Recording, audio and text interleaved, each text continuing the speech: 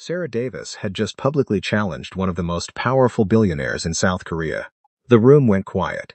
Not the normal kind of quiet, the uncomfortable kind. The kind where people suddenly became fascinated by their notes. At the front of the conference room, Han Jae-hyun stood beside a massive digital presentation showing his company's newest redevelopment project. The proposal was ambitious. Luxury apartments, high-end shopping districts, a five-star hotel. The investors loved it. The city officials seemed impressed. Everyone in the room had been nodding along. Everyone except Sarah. She lowered the document she had been reading. I don't think this should be approved. A few heads turned. One investor actually blinked twice. Jae-hyun looked at her. Calm. Interested. The project director looked considerably less calm. Ms. Davis, he said carefully. Perhaps you misunderstood the proposal. Sarah smiled. That usually meant someone was about to regret something. No, I understood it perfectly. She tapped a section of the report. You've allocated 70% of this district for commercial development. The director nodded. Correct. You've also ignored the fact that 3 of these buildings are over 100 years old. We plan to renovate them. No, Sarah said. You plan to gut them and keep the exterior walls. Another uncomfortable silence, she continued. That's not preservation. The director shifted. It is a practical compromise. It's a profitable compromise. A few people looked away. Because she wasn't wrong. Sarah wasn't rude. She never needed to be. She had spent 30 years restoring historic communities across 3 continents. She knew exactly how developers talked when they wanted to sound noble, and she knew exactly how communities suffered when profit became the only language anyone listened to. The director opened his mouth again. Then Han Jae-hyun raised a hand. The room immediately fell silent. Sarah noticed that. Power was strange. Sometimes it wasn't loud. Sometimes it was simply everyone stopping at once. Jae-hyun looked at her. What would you do differently? Several executives exchanged surprised looks. Nobody expected him to ask that. Sarah certainly didn't, but she answered anyway. For the next 10 minutes she dismantled parts of the proposal piece by piece, not emotionally, not aggressively, just clearly.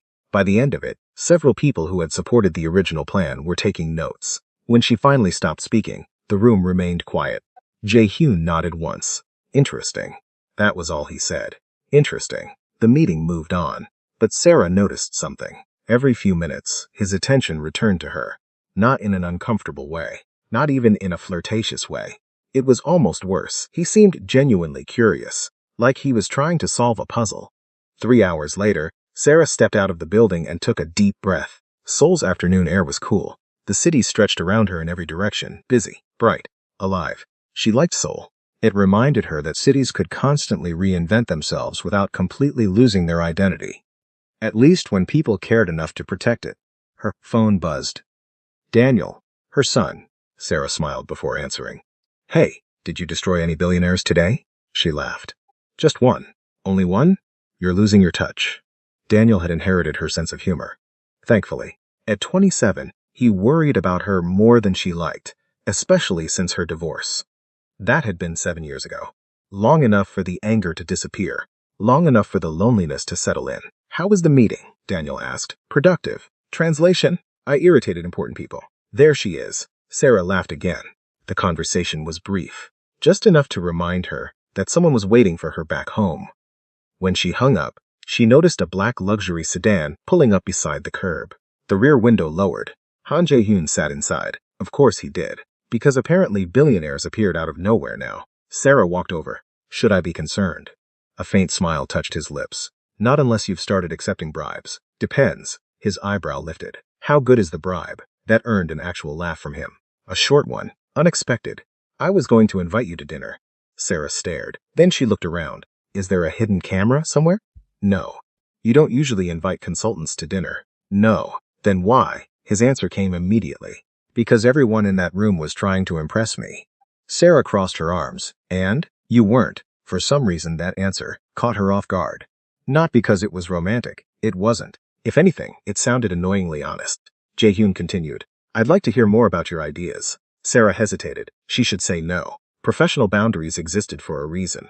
But again, it was dinner, not a marriage proposal. Fine. His driver opened the door.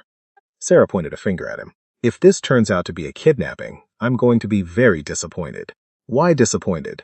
Because I expected better planning from a billionaire. That laugh appeared again. A little longer this time. Dinner lasted nearly 3 hours. Neither of them noticed. At first they discussed architecture, then city planning, then communities, then life. The conversation flowed in a way that surprised both of them. Sarah learned that Jae-hyun had inherited his father's company, but spent years trying to reshape it. He learned that Sarah had once wanted to design buildings herself, but chose preservation work instead. Around dessert, he asked a question. "Do you regret it?" She looked up. What? Not becoming an architect. Sarah considered it. Most people expected a simple answer. Life wasn't usually that generous. Sometimes. He waited. I regret the things I never built, but I don't regret the things I saved. For a moment, neither spoke. The answer seemed to stay between them. Jae-hyun nodded slowly, as if he understood something she hadn't actually said. And that was dangerous. Not because of him. Because of her. Sarah had spent years becoming comfortable on her own. Comfortable with her routines. Comfortable with being the dependable one. The practical one. At 51, she wasn't looking for complications. Especially not 6-foot-something Korean billionaires with observant eyes and entirely too much interest in her opinions. When dinner finally ended, they stepped outside. The city lights glittered around them. "Thank you," Jae-hyun said, "for dinner, for disagreeing with me." Sarah smiled. "You're welcome." He looked at her, long enough for something strange to happen. Not attraction. Not yet. Something quieter. Recognition. Like two people unexpectedly finding someone who speaks the same emotional language. Neither acknowledged it. Neither would have known how. Sarah broke eye contact first. Smart woman. Very smart woman. Because some instincts arrived before logic did, and her instincts were suddenly telling her something she wasn't ready to hear. As she walked away, Jae-hyun remained standing on the sidewalk, watching her leave. Not because she was beautiful, though she was. Not because she was different, though she certainly was. He watched because for the first time in years, someone had made him rethink a future he thought he already understood, and that realization followed him all the way home. The next morning, his executive assistant walked into his office and placed a stack of reports on his desk. Jae-hyun barely glanced at them. Instead, he looked out the window, thinking about a 51-year-old woman who had challenged him in front of an entire boardroom. A woman who wasn't impressed by his money or his name, and for reasons he couldn't quite explain. He wanted to see her again, very soon. Sarah told herself she wasn't thinking about Han Jae-hyun. Unfortunately, her brain seemed to disagree. 3 days later, she was standing inside one of the historic buildings scheduled for redevelopment while reviewing structural reports. The building was beautiful. Old wood beams, hand-carved details, history in every corner. Most people saw an aging structure. Sarah saw stories. She was making notes when footsteps echoed behind her. She didn't need to turn around. "You really should learn how to make noise when you walk," she said. Jae-hyun's voice came from behind her. "Then I wouldn't hear comments like that." Sarah sighed. "See? That's exactly what I'm talking about." When she turned, he was holding 2 coffee cups. He handed one to her. She accepted it reluctantly. "Thank you. You're welcome." There was a pause. "You remembered how I take my coffee." "I remember important information." Sarah narrowed her eyes. "That's a very dangerous answer." Something amused flickered across his face. It was becoming a familiar expression, and that bothered her more than she wanted to admit. Because familiarity was how trouble started. Over the next several weeks, they worked together constantly. Too much. Far too much, at least according to Sarah. Entire days disappeared inside planning meetings, site inspections, community consultations, late discussions about preservation strategies. At some point, their conversations stopped feeling professional.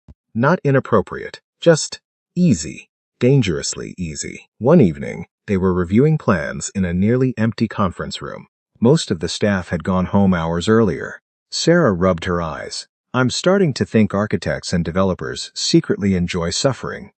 Jae-hyun looked up from his tablet. "Only on weekdays," she laughed, then immediately regretted it, because he smiled, and every time he smiled, she found herself noticing things she shouldn't, like how rare it was, or how much younger he looked when he did it, or how his eyes softened. Those were not observations she needed, not at 51. Not about a 37-year-old billionaire.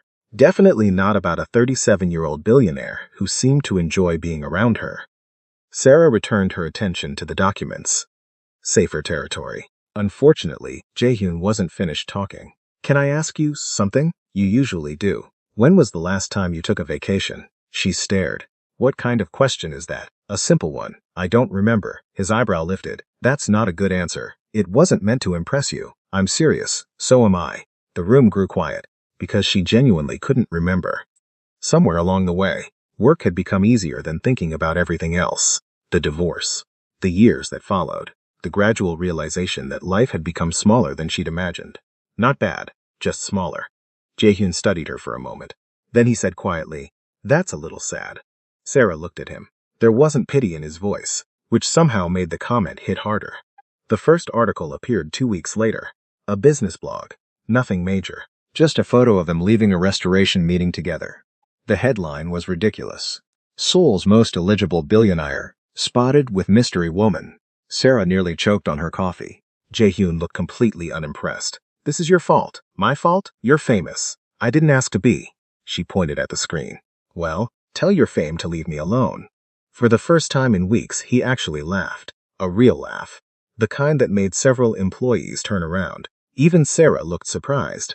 Apparently she wasn't the only one. His assistant, Seo Yeon, walked into the room moments later. The smile disappeared from Jaehyun's face almost immediately. Sarah noticed. So did Seo Yeon. And for the first time, something uncomfortable entered the room. Not jealousy. Not yet. But awareness. The kind that appears when someone realizes another person matters more than they expected. The article should have disappeared. Instead, more followed. Photos, speculation, rumors. Most of it was nonsense. Sarah ignored it. Or at least she tried to. Until one evening when she video called Daniel. The moment his face appeared, he grinned. "Oh no." Sarah immediately knew that expression. "What?" "I just read an article." "Daniel, Mom." "Daniel," he laughed. "You're trending in South Korea." Sarah covered her eyes. "This is how I die. You could do worse. I'm 51. So?" She lowered her hands. "So?" "Yeah, so?" Sarah looked away, and suddenly she couldn't find a response. Because Daniel wasn't asking a casual question. He was asking something deeper. Something she'd spent years avoiding. Why did age suddenly become the most important thing whenever romance entered the conversation? She changed the subject, which told Daniel everything he needed to know. A few nights later, Sarah attended a community event connected to the redevelopment project. Nothing formal, just local residents sharing concerns. The event ended late. Most people had already left. Sarah stood outside gathering her things when rain began falling. Soft at first, then heavier.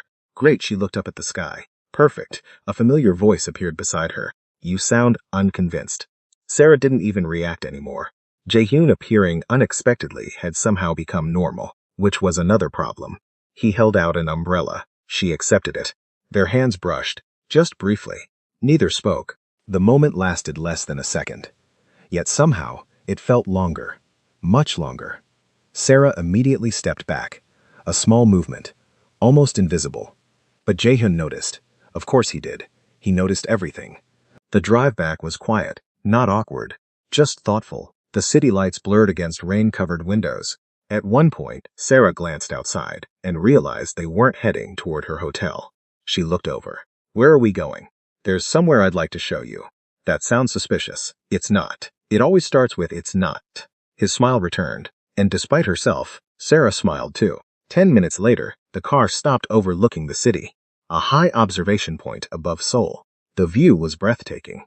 Lights stretching endlessly into the distance. The entire city glowing beneath the night sky. Sarah stepped out. For a moment she simply stared. Wow. Jaehyun watched her reaction. Not the city. Her. "Beautiful, isn't it?" She nodded. Then something unexpected happened. Her expression changed. Only slightly, but enough. Because suddenly she looked emotional. Not sad, not happy. Just affected. "You okay?" he asked. Sarah kept looking at the skyline. "When I was younger, I thought life would feel bigger than it does." The words came quietly. Almost accidentally. Jaehyun didn't interrupt. "Not better," she continued. "Just bigger." A long silence followed. Finally he spoke. "I think everyone feels that way." She laughed softly. "That's either comforting or depressing. Probably both." That earned another laugh. And for a few minutes, neither spoke. The city stretched before them. The rain had stopped. The air felt cool, peaceful. Then Sarah made the mistake of looking at him. Really looking at him. And for the first time, the age difference wasn't the first thing she saw. She saw a man she respected. A man she enjoyed talking to. A man who listened. A man who somehow made her feel visible. And that realization scared her more than anything. Because feelings were one thing, possibility was another. As they stood together overlooking Seoul, neither realized the same thought was beginning to form, slowly, reluctantly, and far too late to stop. Because for Sarah, this was becoming dangerous. And for Han Jae-hyun, it was becoming something even worse. It was becoming personal. The first time Han Jae-hyun realized he was in trouble, Sarah wasn't even in the room. He was sitting in a board meeting. Investors were discussing quarterly projections, numbers, growth targets, acquisitions, the kind of conversation he'd been having for most of his adult life. Normally, he would have been fully engaged. Instead, he found himself staring at a proposal involving one of the historic districts Sarah had helped save, and wondering what she would think about it. That was when he knew, not because he missed her. Missing someone happened all the time. This was different. He respected her opinion, sought it out, looked for it, and that was considerably more dangerous, because attraction could fade. Admiration tended to stay. A few days later, Sarah was preparing to leave Seoul, temporarily, only for 2 weeks. A consulting project in Chicago required her attention. Nothing unusual, nothing dramatic, at least that was what she kept telling herself. The problem was that she couldn't seem to stop thinking about how strange it felt to leave, which made no sense. She'd spent her entire career traveling, moving between cities, countries, projects. She was good at leaving, so why did this feel different? Her phone buzzed. A text message. Jaehyun, safe flight. Simple, professional, perfectly reasonable. Sarah stared at it longer than necessary, then typed back, "Thank you." She almost added something else. Didn't. Better that way. Much better. The 2 weeks felt longer than they should have. For both of them, they exchanged messages occasionally. Work-related. Mostly. Though the line separating work from everything else had started becoming blurry. One evening, Sarah sent him a photograph of an old theater she was helping restore. His reply came almost immediately. Beautiful. The building? No answer arrived for nearly 5 minutes. Then, he replied both. Sarah stared at the screen, then put her phone down, then picked it back up again, then immediately became annoyed with herself. She was 51 years old. This was ridiculous. Absolutely ridiculous. And yet, she smiled anyway. When Sarah returned to Seoul, the airport was crowded. She was exhausted, jet-lagged, ready for a hot shower, and several hours of uninterrupted silence. Instead, she walked out of the terminal and froze. Han Jae-hyun was standing there, waiting. Not surrounded by security, not making a scene, just standing there holding a coffee. Sarah blinked. "What are you doing here?" He handed her the coffee. "Welcome back." She stared at him, then at the coffee, then back at him. "You came to the airport?" "Yes." "Why?" His answer was immediate. "I wanted to." The simplicity of it hit harder than any grand romantic gesture could have, because there was no performance in it, no audience, no benefit. He simply wanted to see her, and they both knew it. The drive back to the city felt different. Something had shifted. Neither mentioned it, neither needed to. Sometimes the most important conversations happened without words. The gala invitation arrived a week later. A charity event hosted by Jae-hyun's company, government officials, business leaders, media. The entire evening sounded exhausting. Sarah had every intention of declining. Then she made the mistake of mentioning the invitation during a meeting. Jae-hyun looked up. "I hope you're coming. I wasn't planning to." "Why?" "Because I enjoy peace." A smile appeared. "Just one evening," Sarah pointed at him. "That's exactly how people get trapped. By attending charity events, by listening to you." His smile widened, and somehow, against all common sense, she agreed. The gala was a disaster. Not because anything went wrong, because everything went right. The ballroom was beautiful. The event was successful. The evening should have been easy. Instead, the second Sarah walked inside, cameras started flashing, whispers followed, reporters exchanged looks, guests glanced toward her, toward Jaehyun, then back again. She immediately regretted coming. Why are they looking at us? Jaehyun didn't even look surprised. Because people enjoy speculation. I hate people, only some people, currently most of them. He laughed, which only made things worse. Several photographers immediately took more pictures. Wonderful, just wonderful. Later that evening, Sarah escaped to a balcony overlooking the city. The noise inside had become overwhelming. She needed air, space, perspective. For several minutes she stood alone. Then she heard footsteps. Of course she did. Jaehyun joined her beside the railing. Neither spoke at first. The city lights stretched endlessly below. Beautiful, distant, quiet, unlike everything happening inside. You disappeared, he said. I was hiding. A successful strategy? Not particularly. His smile appeared again, then faded. Something in his expression changed. Subtle. Serious. Sarah noticed immediately. Her stomach tightened, because suddenly she knew. Not what he was going to say, but that something important was coming. And she wasn't ready, not even close. Jae-hyun looked out at the skyline, then spoke quietly. When my father died, everyone expected me to become a different person. Sarah listened. They expected me to become harder. There was a pause. Maybe they were right, he said. She turned toward him. For the first time all evening, he seemed uncertain. Not weak, just honest. I spent years believing achievement was enough. His gaze met hers. It wasn't. The air suddenly felt thinner, dangerously thin. Sarah's heart began beating faster, and she hated that she knew exactly why. Jae-hyun, he shook his head slightly, as if asking her not to stop him. Just this once. I've tried to ignore this. His voice remained calm, steady, which somehow made every word stronger. I've told myself it's inappropriate. Sarah closed her eyes briefly, because now she definitely knew where this was going. I've told myself the timing is wrong. He took a breath, and none of it changed anything. Silence settled between them, heavy, unavoidable. Then finally, I care about you, Sarah. There it was. No dramatic speech, no rehearsed declaration, just the truth. Simple, direct, dangerous. For a moment, neither moved, neither spoke. The city continued glowing beneath them, completely unaware that Sarah's world had just tilted. Because the worst part wasn't hearing it. The worst part was that she felt the same way. And she had for longer than she wanted to admit. Maybe from those late-night meetings. Maybe from that dinner. Maybe from the airport. Maybe before. It didn't matter. The answer was the same. She cared about him too, which was exactly why she couldn't allow this. Sarah looked away, her eyes suddenly burning. Don't. His expression tightened. Sarah, please. The word came out softer than she intended. More vulnerable. More painful. She hated that, because vulnerability made things harder. And this was already impossible. You deserve someone else. The moment the words left her mouth, she regretted them. Jae-hyun's jaw tightened. Not from anger. From frustration. That's not your decision.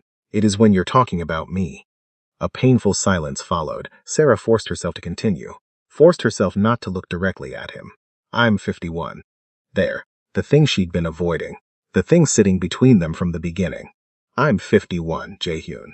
He said nothing, so she kept going. I know how this story looks. It doesn't matter. It does. It doesn't. His voice was firmer now. Sarah shook her head. It matters because life isn't a movie. The words hurt. Every single one. But she couldn't stop. Not now. Right now you think this doesn't matter. His eyes never left her. Because right now you're feeling something. There was a pause. But feelings change. The silence afterward felt endless. And then Jae-hyun asked the question she had been desperately trying to avoid. Is that what you really believe? Sarah opened her mouth. Nothing came out. Because the truth was complicated. No, she didn't believe feelings always changed. But she believed regret did.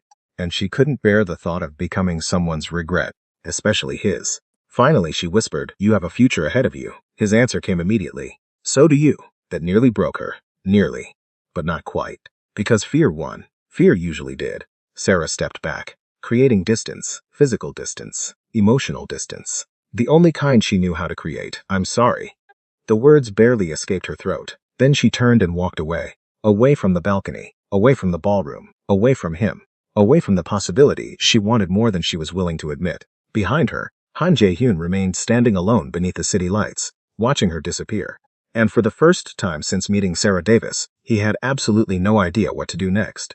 What neither of them knew was that within weeks, he would make a decision so shocking that it would dominate headlines across South Korea. A decision the media would blame entirely on her. A decision that would force Sarah to return. And when she discovered the truth behind it, everything she believed about him and herself would change forever. 3 weeks after the gala, Sarah was standing in her kitchen in Chicago when she nearly dropped her coffee. Wait, what? She grabbed the remote, turned up the television. The news anchor continued speaking. A shocking announcement from Han Group today. Chairman Han Jae-hyun has suspended multiple luxury expansion projects and announced the creation of a global cultural preservation initiative expected to redirect billions of dollars in investment. Sarah stared at the screen. Then the image changed. Jae-hyun stood at a podium, calm, composed, exactly as she remembered. But the headline underneath him made her stomach twist. Billionaire Chen's company direction after reported romance rejection. Oh, come on. Sarah covered her eyes. The media had somehow managed to make everything worse, again. Her phone began vibrating. Then vibrating again, and again. Messages, emails, even Daniel called. The moment she answered, his voice came through. Mom, I know. No, I don't think you do. Sarah sat down. What happened? That's what everybody's trying to figure out. Daniel paused. The internet thinks you broke South Korea's favorite billionaire. She groaned. I hate the internet. Joined the club. Daniel laughs. Over the following days, the story spread everywhere. Business channels discussed it. Newspapers analyzed it. Industry experts debated it. Nobody seemed capable of talking about anything else. The theories became increasingly ridiculous. Some claimed Jae-hyun had suffered an emotional breakdown. Others claimed he was making a grand romantic gesture. One article actually suggested he was trying to win back the mysterious older woman. Sarah stopped reading after that, because she knew something the media didn't. Han Jae-hyun wasn't impulsive. He wasn't reckless. And he certainly wasn't the kind of man who would gamble billions because of heartbreak. Which raised a troubling question. Why had he done it? The answer bothered her more than she expected. Because despite everything, she wanted to know. A month later, Sarah found herself back in Seoul. Officially, she was there to review several preservation proposals. Unofficially, she was looking for answers. She hated that. Hated how much she cared. Hated how quickly she had booked the flight. Hated that she was lying to herself about why she came. The taxi moved through the city. Everything looked familiar, yet somehow different, like returning to a place after realizing you left something important behind. Her phone buzzed. A message from Daniel. You going to talk to him? Sarah typed back immediately. No. 3 dots appeared. Then, liar. Sarah stared at the screen. Unfortunately, he was correct. The foundation headquarters occupied a renovated historic building near the city center. Sarah arrived early. The moment she stepped inside, she froze. Photographs covered entire walls, community restoration projects, historic neighborhoods, schools, libraries, cultural landmarks, projects from around the world, projects that were now receiving funding. A woman approached. Ms. Davis? Sarah turned. Yes? The woman smiled. I'm Director Kim. They shook hands. Chairman Han speaks very highly of you. Sarah immediately felt uncomfortable. Does he? Frequently. Wonderful. Just wonderful. Director Kim began showing her around. The deeper they walked into the building, the more confused Sarah became. This wasn't some publicity stunt. The operation was massive, carefully planned, extremely organized. Every detail suggested years of preparation. Not weeks, years. That didn't make sense. None of it did. Finally, she asked the question she'd been carrying since Chicago. When did all this start? Director Kim looked surprised. You don't know? Know what? The woman stopped walking. The foundation planning began almost a year ago. Sarah blinked. What? A little over 10 months, actually. The hallway suddenly felt very quiet. A year ago? That wasn't possible. She had met Jae-hyun less than 6 months ago. Director Kim continued talking. He had been discussing preservation investments long before this became public. Sarah barely heard the rest. Because her mind was racing, the foundation wasn't a reaction. It wasn't something he created after the rejection. The timeline didn't fit, which meant the story everyone believed was wrong. Completely wrong.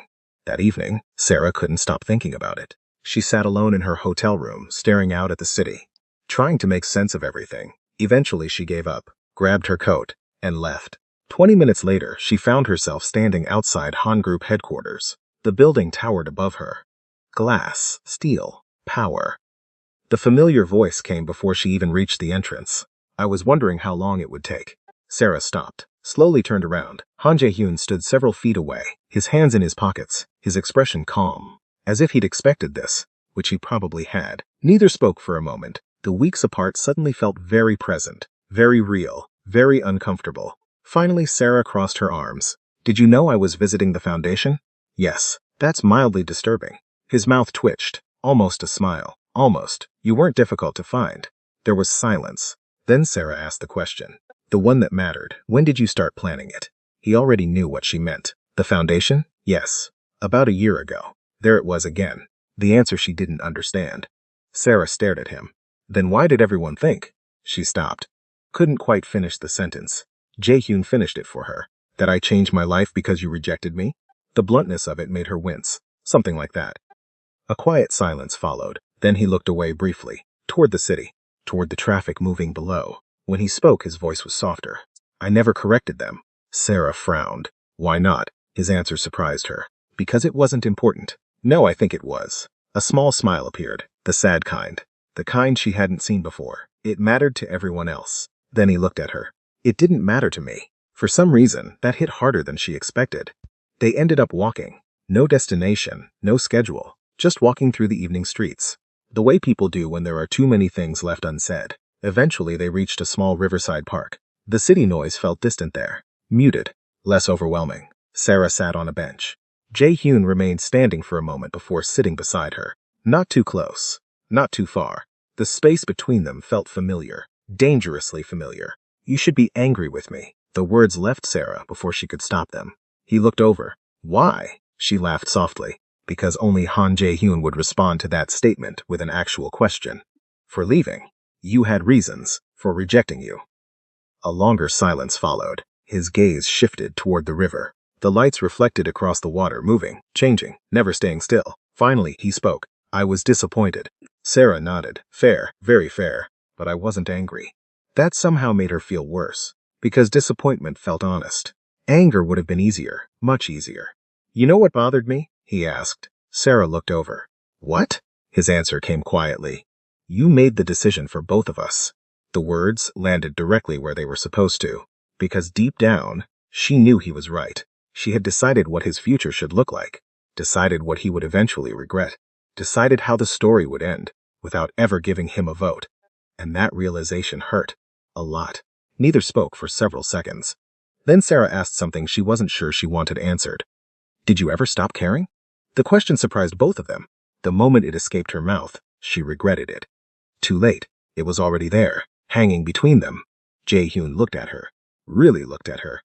And suddenly she wished she hadn't asked, because she already knew the answer. She saw it before he said a word. Saw it in his eyes. Saw it in the way he was looking at her right now.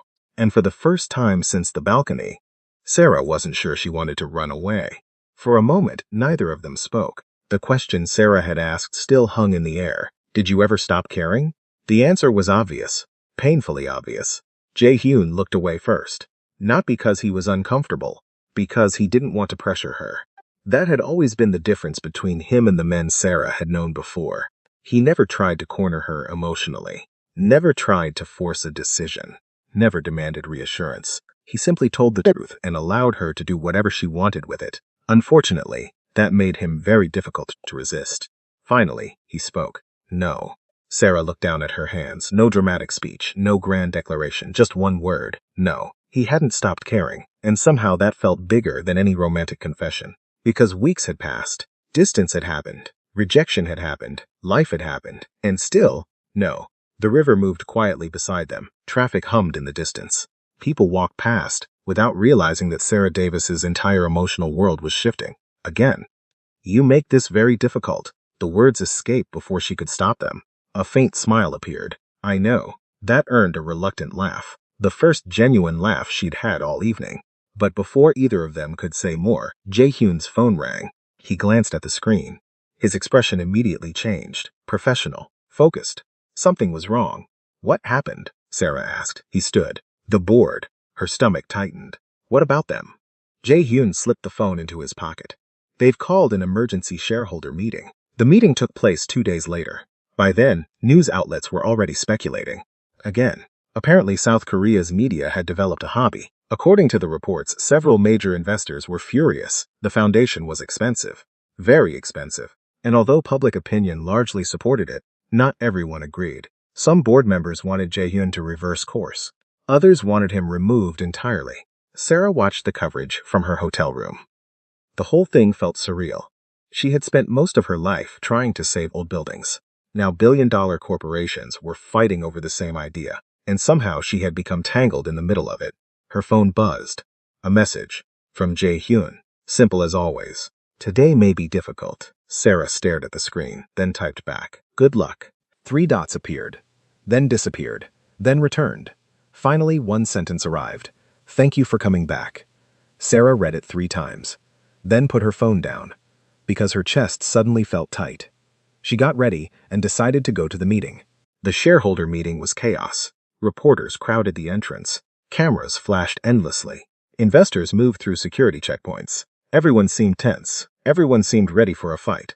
Sarah sat quietly near the back. No one paid much attention to her at first, which was fine. She preferred it that way. At the front of the room, Jae-hyun stood behind a podium. Calm, collected, exactly as always. A senior board member spoke first, then another, then another. The criticisms came quickly. The foundation wasn't profitable enough. Resources were being redirected. Growth projections had changed. Expansion plans had slowed. Some concerns were legitimate, others weren't. Sarah listened carefully. Then one particular shareholder stood. An older man, sharp suit, sharp voice, the kind of person who enjoyed making rooms uncomfortable. He looked directly at Jae-hyun. Many of us believe this decision was emotional. The room grew quiet. Here we go. The man continued, perhaps even personal. Several people shifted uncomfortably. Everyone knew what he meant. Everyone. The shareholder didn't say Sarah's name. He didn't need to. The implication hung there anyway. Ugly, public, deliberate. Sarah felt anger rising.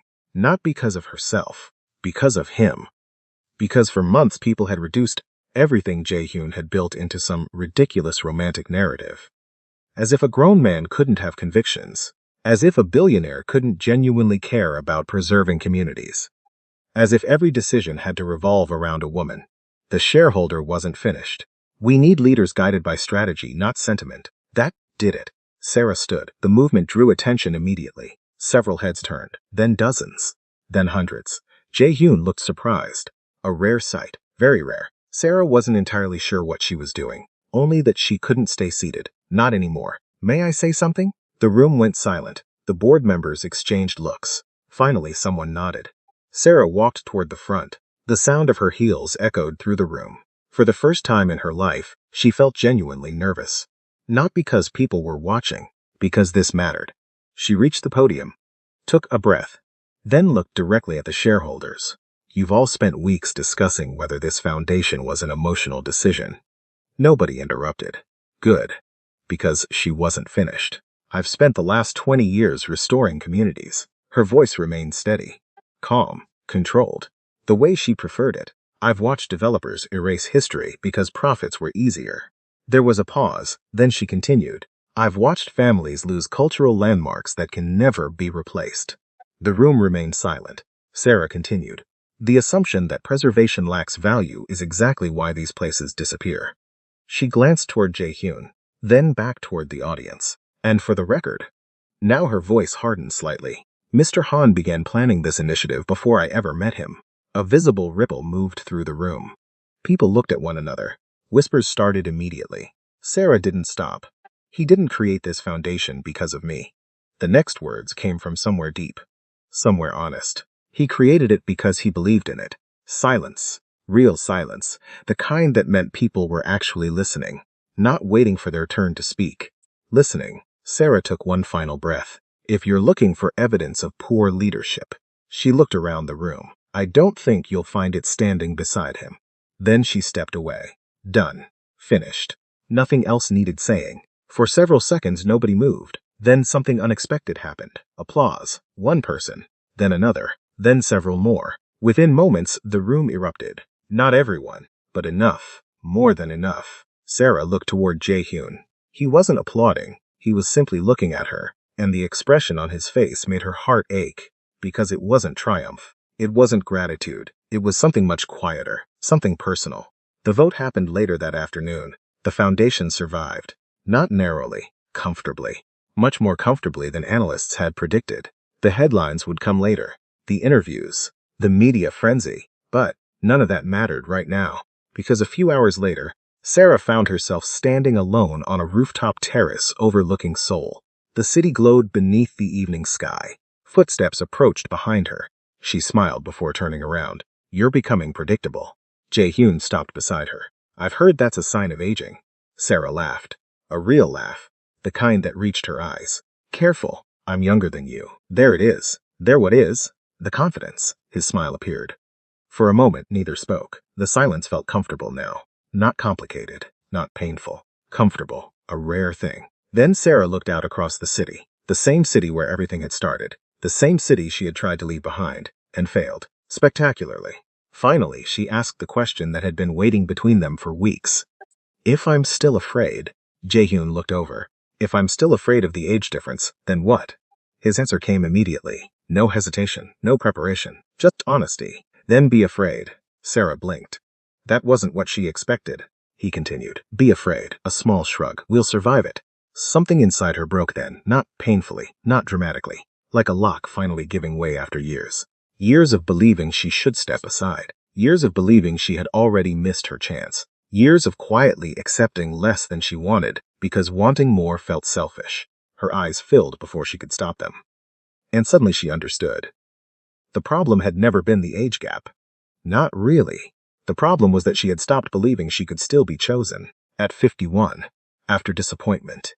After heartbreak. After all those years. She looked at him. Really looked at him. And for the first time, she stopped imagining what everyone else would think. The media, the public, the investors, the strangers, none of them would be living this life. She would, so would he. That was enough. Finally, Sarah smiled, a small smile, then a bigger one, and Han Jae-hyun immediately knew. Not because she said anything, because he saw it, the answer, the decision, the future, all of it. She took a step closer. So, his heart actually sped up. An unfamiliar experience. So? He asked. Sarah shook her head, amused, emotional, happy, all at once. You are incredibly stubborn, his smile widened. I've been told that. Another step, then another, until there was almost no space left between them.